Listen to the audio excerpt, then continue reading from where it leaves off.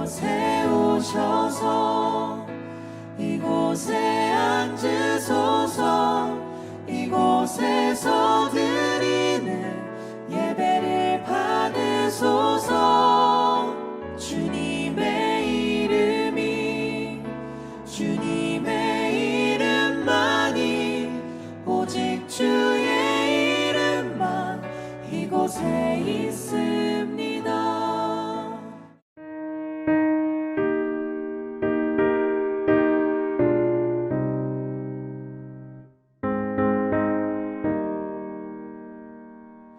신자 되기 원합니다. 진심으로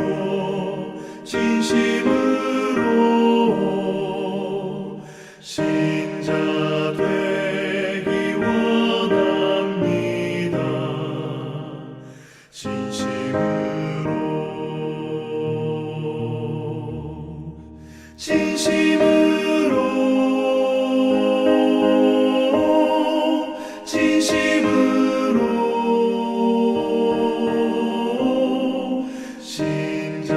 되기 원합니다. 진심으로 사랑하기 원합니다. 진심으로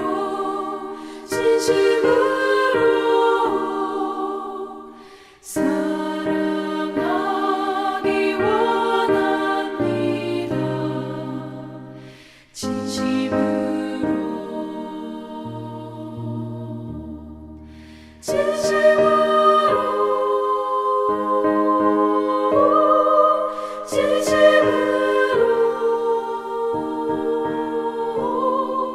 사랑하기 원합니다.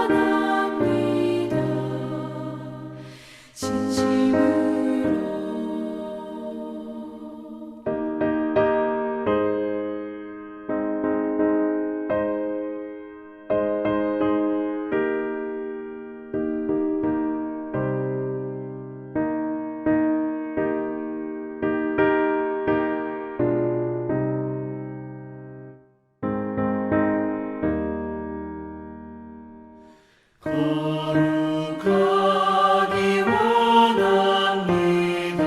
진심으로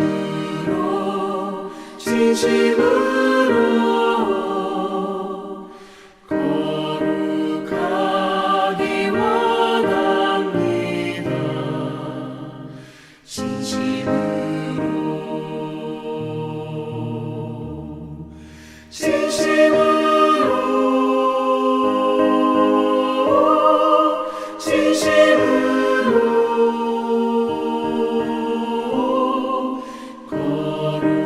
거룩하기 원합니다.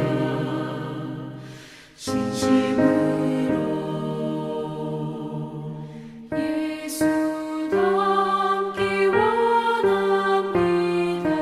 진심으로 예수 닮기 원합니다. 진심으로 예수 닮기 원합니다.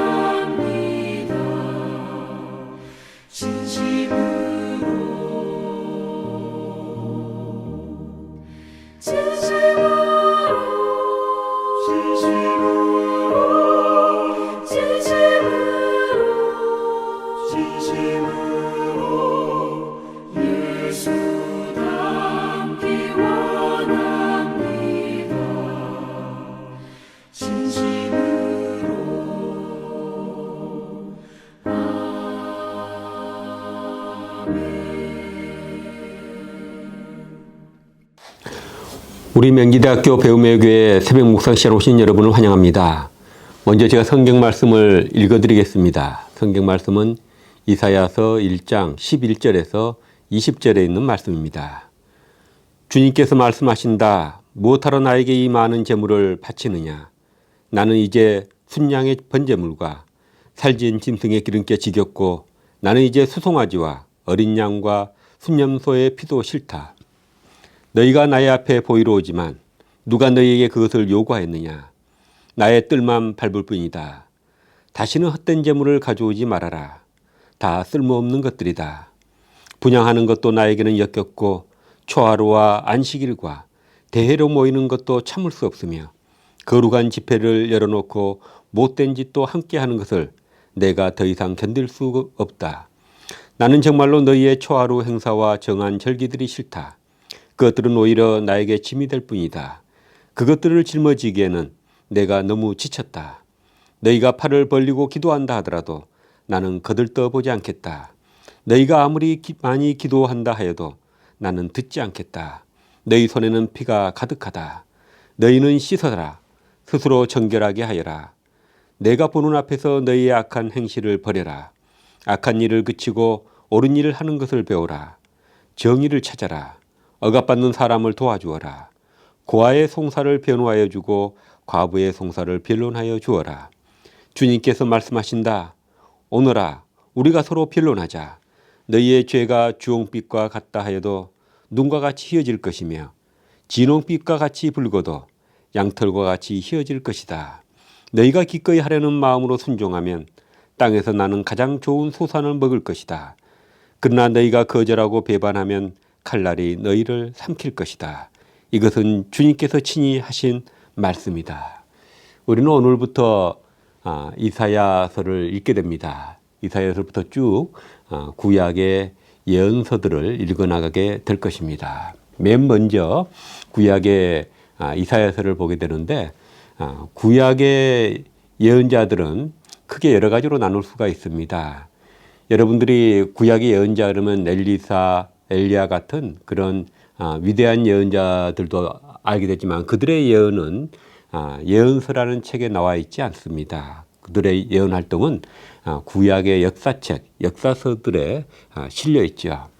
자기 이름으로 기록되어 있는 예언자들을 문서 예언자라 그러고 문서 이전의 활동은 자기 이름으로 기록되지 아니하고 이스라엘 역사책에만 기록되어 있는 예언자들을 문서 이전의 예언자 이렇게 크게 분류해서 보고 이렇게 우리가 구분해서 얘기를 합니다. 오늘 이사야서와 에스겔과 예레미야를 또 우리는 3대 대예언자라고 부릅니다. 그것은 이들이 가장 위대하기 때문이 아니라 분량이 많기 때문에 이 세 예언서를 갖다가 3대 예언서라 부르고요. 그 다음에 12소 선지자라고 합니다. 분량이 작기 때문에 12소 선지서라고 부릅니다. 그분들의 중요성이 작아서 소선지자라고 부르지는 않습니다. 그래서 여러분들이 성경의 예언서를 읽을 때 문서 이전의 예언자들과 또 예언자들 활동이 문서로 기록된 문서 예언자 이렇게 구분해서 생각해 보시면 좋고요. 또 예언자를 우리가 여러분들이 책 같은 거 읽으면 3대 예언서 12소 선지자 이렇게 구분을 하는데 그것은 중요성에 의한 분류가 아니라 그들의 예언의 분량에 따라서 그렇게 분류한다는 것을 아시면 되겠고요. 오늘 이사야서는 3대 예언서 중에 대표적인 예언서 중에 한 부분입니다. 근데 이 3대 예언서의 대표적인 책인 이 이사야서는 학자들 간에 조금 논란이 있습니다. 지금 이사야 1장부터 66장까지 길게 기록이 되어 있는데 이것이 예루살렘에서 활동했었던 주님 오시기 전 그러니까 BC 740년경에 소명을 받은 예루살렘에서 활동했던 예언자 이사야가 기록했다 이렇게 전통적으로 믿어왔는데 최근의 연구에 의하면 여러분들이 읽어보면 금방 느낄 텐데 이사야서 40장에 오면 분위기가 확 바뀝니다. 바뀌고 시대적인 그 배경이 바벨론 포로기 상황에 맞는 예언의 내용들이 나옵니다. 그래서 40장부터 55장까지를 이 제2 이사야 어떤 익명의 예언자인데 이름을 정확히 모르니까 바벨론 포로기 활동했던 예언자니까 제2 이사야라고 구약을 연구하는 성서학자들은 그렇게 얘기하기도 합니다. 그 다음에 56장부터 66장까지는 바벨론 포로기 이후 포로에서 돌아온 이후에 500년대 말에서 400년대 그 전반에 BC 그때 활동했던 예언자가 또 익명 예언자가 있었는데 그 이름이 정확히 모르니까 제3 이사야다 이렇게 얘기하기도 합니다. 여러분들이 이제 책을 읽을 때에 예언서에 관한 책들을 읽을 때 이런 제2 이사야, 뭐 제3 이사야 이런 말이 나오면 당황하지 마시고 그런 학설에 의해서 그런 용어들을 쓴다는 걸 아시고 전통적으로 교회에서는 이사야서 1서부터 1장부터 66장까지 BC 8세기에 예루살렘에서 활동했던 예언자 이사야에 의해서 기록했다 보고 읽어 나가고 있습니다. 이 이사야는 여러분들 1장에 보면은 아모스의 아들 이사야라고 나오는데 이 아모스는 예언자 아모스와는 다른 인물이라는 것을 알아두시면 되겠습니다.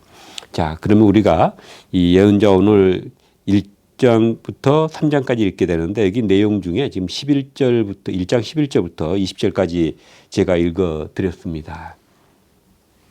여기에 있는 내용은 굉장히 비판적인 내용이죠. 40장부터는 바벨론 포로기에서 사니까 하나님이 힘을 주기 위해서 많은 희망의 예언이 나오는데 1장부터 39장까지는 당시 유다 왕궁의 사람들의 그런 부정부패와 잘못된 것들을 비판하고 심판하는 예언이 많이 나오는데 여기도 지금 그런 내용이 나와 있습니다. 지금 11절부터 쭉 15절까지 보면 이스라엘 사람들이 하나님께 예배를 하고 그 당시는 제사식으로 예배를 드리니까 염소를 바치고 소를 바치고 양을 바치고 하는 것이 역겹다. 이렇게 얘기를 합니다. 그리고 14절에 보면 초하루 행사와 정한 절기들, 그러니까 유월절이니 또 수장절, 이런 매추절 이런 것들이 그런 절기 예배들이 싫다는 것입니다.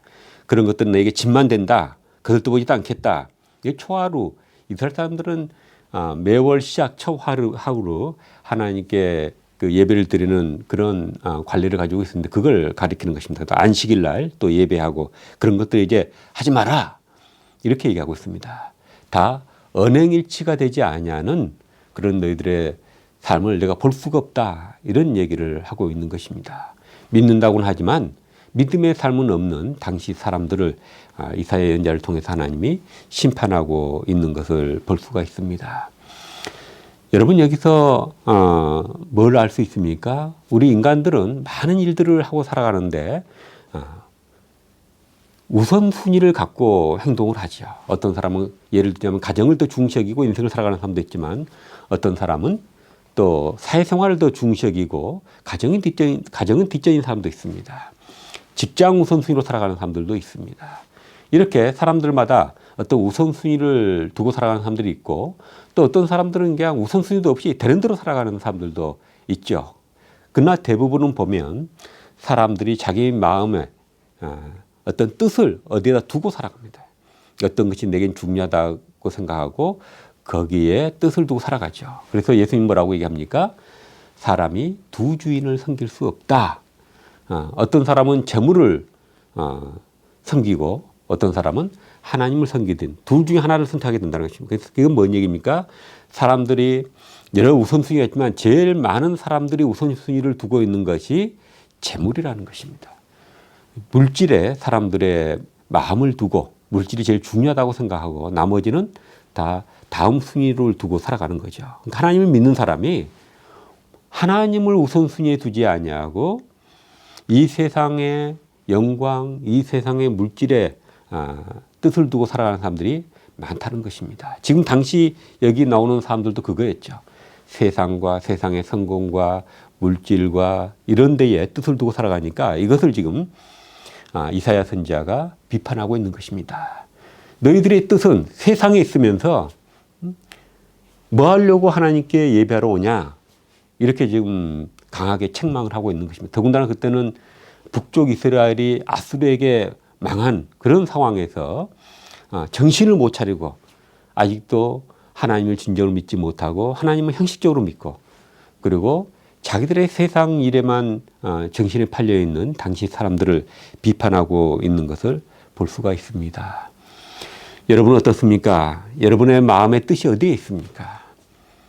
여러분의 삶의 우선순위가 어디에 있습니까?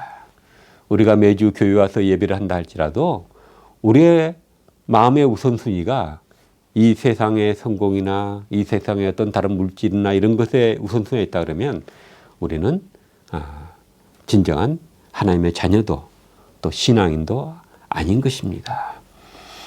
우리 자신을 한번 돌이켜 보십시다. 우리가 하나님께 마음을 둬야, 하나님께 우리 인생의 우선순위를 둬야 우리 마음에 중심이 생깁니다. 우리가 옷을 입을 때도 첫 단추를 잘 끼워야 그 다음 일이 잘 풀리듯이 우리 인간은 하나님의 형상을 따라 지어졌고 하나님과 관계성 속에 살 때에 마음의 중심이 잡히고 삶에 또 질서가 생겨서 삶이 안정되고 또 후회할 수 없는 삶을 살게 되는 것입니다. 우리도 이사야 선지자 때 당시 사람들처럼 우리가 다른 데 뜻을 두고 그냥 주일날 와서 교회 와서 예배나 드리는 그런 성도가 되지 않도록 유의하십시다. 그래서 16절에 보면 이렇게 얘기합니다. 너희는 씻어라. 스스로 정결하게 하여라. 내가 보는 앞에서 너희의 악한 행실을 버려라. 악한 일을 그치고 옳은 일을 하는 것을 배워라. 정의를 찾아라. 억압받는 사람을 도와주라. 고아의 송사를 변호하여 주고 과부의 송사를 변호하여 주어라. 이렇게 얘기하고 있습니다. 믿는다면 하나님 말씀대로 살아라. 이렇게 얘기하고 있습니다. 근데 우리가 하나님 말씀도 살려 그러면 우리가 우리 마음의 중심에 하나님을 둬야 우리가 그런 행동도 나오는 것입니다. 억지로 하기는 힘든 것입니다. 내 마음에 하나님이 있고 하나님이 가장 중요한 위치에 있고 내 마음의 뜻이 하나님께 있어질 때에 우리는 자연스럽게 행동도 그것을 따라가게 되는 것입니다. 그래서 하나님을 우선순위에 두고 하나님께 나오는 사람, 그런 사람은 실수를 하고 죄를 지어도 여기 유명한 말씀이 있죠. 주님께서 말씀하신다 18절부터 보면 오너라 우리가 서로 변론하자. 너희 죄가 주홍빛과 같다 해도 눈과 같이 휘어질 것이며 진홍빛과 같이 붉어도 양털과 같이 휘어질 것이다. 너희가 기꺼이 하려는 마음으로 순종하면 땅에서 나는 가장 좋은 소산을 먹을 것이다. 이렇게 하고 있습니다. 진정으로 하나님을 믿고 하나님께 마음의 우선순위를 드리고 와서 예배를 드리면 너희들의 죄가 주홍빛 같을 때 깨끗하게 되고 그리고 이 땅에서도 하나님을 그렇게 순종해서 살아가면 잘 될 것이다. 이렇게 얘기를 하고 있습니다. 이 말씀 보면서 우리가 BC 8세기 때 이스라엘 사람들과 같이 살아가는 것은 아닌지 우리를 돌아보고 그리고 잘못되어 있으면 회개하고 주님께 돌아가고 우리의 마음의 뜻을 주님께 두고 살도록 하십시다. 기도하겠습니다. 살아계신 아버지 하나님, 우리는 주님을 믿노라 하면서도 또 매주 교회에 나오지만 우리 마음의 우선순위는 다른 데 있어서 실제로 우리의 믿는 것과 행하는 것이 다르고 우리의 말하는 것과 행한 것이 다르는 그런 잘못을 범하고 또 죄를 범할 수가 있습니다. 아버지 하나님, 우리가 항상 주님을 우리 마음의 가장 중심에 두고 우리 삶의 가장 우선순위에 두고 또 우리의 마음의 뜻을 주님께 두고 살아가는 죄들 될 수 있도록 도와주시옵소서. 예수님의 이름으로 기도드립니다. 아멘.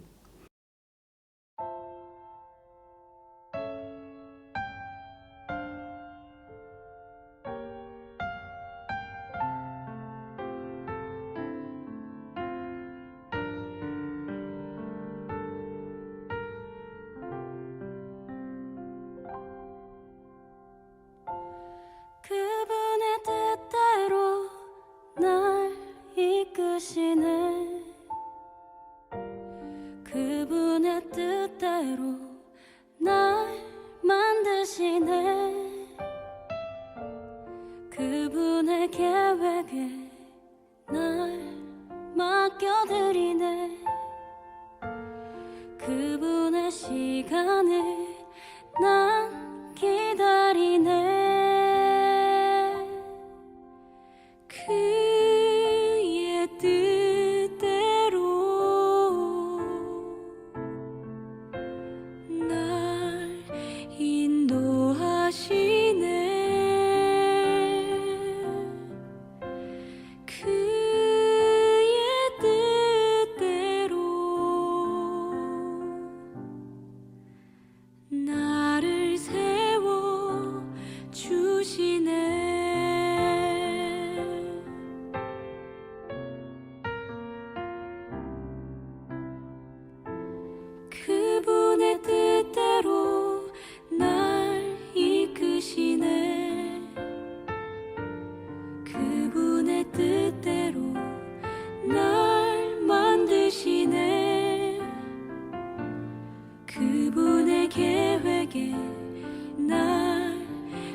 맡겨드리네 그분의 시간을